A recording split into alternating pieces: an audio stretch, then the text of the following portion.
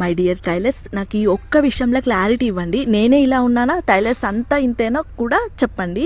అదేంటంటే మన డ్రెస్సులు చినిగినా లూజ్ ఉన్నా పిన్స్ అడ్జస్ట్ చేసి పెట్టుకుంటాం, కానీ ఒక్క సెకండ్ ఆగి ఆ ఒక్క కుట్టు వేసుకొని ఎందుకు వేసుకోము? అదే ఏ కస్టమర్ అయినా సరే, ఎవరిదైనా ఏ పనిలో ఉన్నా, ఎంత అర్జెంట్ బ్లౌజ్ ఉన్నా సరే వాళ్ళకు వెంటనే స్టిచ్ చేసి మంచిగా సెట్ చేసి ఇస్తాము. మన వరకు వచ్చేసరికి ఎందుకు అలా ఉంటాము?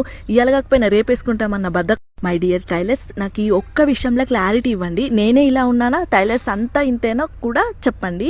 అదేంటంటే మన డ్రెస్సులు చినిగినా లూజ్ ఉన్నా పిన్స్ అడ్జస్ట్ చేసి పెట్టుకుంటాం, కానీ ఒక్క సెకండ్ ఆగి ఆ ఒక్క కుట్టు వేసుకొని ఎందుకు వేసుకోము?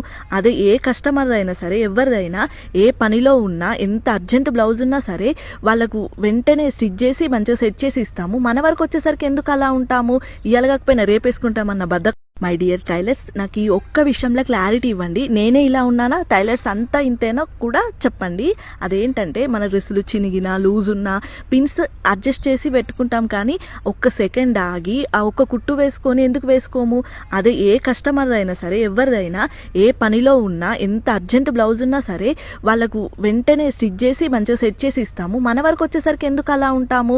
ఇయ్యాలకపోయినా రేపేసుకుంటామన్న బద్ధకం. మై డియర్ టైలర్స్, నాకు ఈ ఒక్క విషయంలో క్లారిటీ ఇవ్వండి. నేనే ఇలా ఉన్నానా, టైలర్స్ అంతా ఇంతేనా కూడా చెప్పండి.